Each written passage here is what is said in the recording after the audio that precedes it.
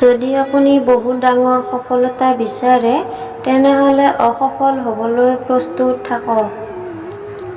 কাৰণ প্ৰতিবাৰে অসফল হোৱাৰ পাছত আপুনি আপোনাৰ ভুলবিলাক শুদ্ধ কৰিব পাৰিব, আৰু ভুলবিলাক শুদ্ধ কৰি গৈ থাকিলে আপুনি এদিন ডাঙৰ সফলতা পাব। সফলতাৰ আনন্দ ভোগ কৰাটো ভাল কথা, তাতকৈ জৰুৰী আপোনাৰ অসফলৰ পৰা জ্ঞান লোৱাটো। কোনো ব্যক্তি অসফল নহয় যেতিয়া তেওঁ হাৰি যায়। অসফল তেতিয়া হয় যেতিয়া তেওঁ ভাবি লয় যে মই জিকিবই নোৱাৰিম। যিকোনো মানুহক বৰ্তমান পৰিস্থিতি দেখি তেওঁৰ ভৱিষ্যতক লৈ উপহাস নকৰিব, কাৰণ সময়ত ইমান শক্তি আছে যে কয়লা টুকুৰি এটিও হীৰালৈ পৰিৱৰ্তন কৰিব পাৰি। এজন ব্যক্তি অকলে জন্ম হয় আৰু অকলে মৃত্যুবৰণ কৰে। তেওঁ ভাল আৰু বেয়া কৰ্মৰ ফল নিজে ভোগ কৰে, আৰু তেওঁ অকলে স্বৰ্গ বা নৰকলৈ যাত্ৰা কৰে। শিক্ষা সকলোতকৈ ভাল মিত্ৰ।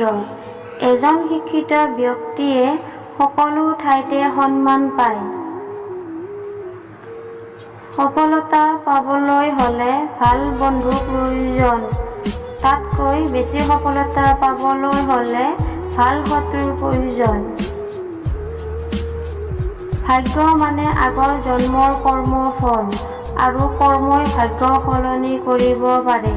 গতিকে নিজৰ ওপৰত বিশ্বাস ৰাখি কৰ্ম কৰি যাওক, এদিন সফলতা নিশ্চয় আহিব। অপেক্ষা কৰা, সকলোৱে সেইটো পায়। যিটো চেষ্টা কৰা সকলোৱে এৰি থৈ যায়। অপেক্ষা নকৰিব, তুমি যিমান ভাবিছা তাতকৈ দুগুণ তীব্ৰতাৰে সংসাৰখন আগবাঢ়ি গৈ আছে।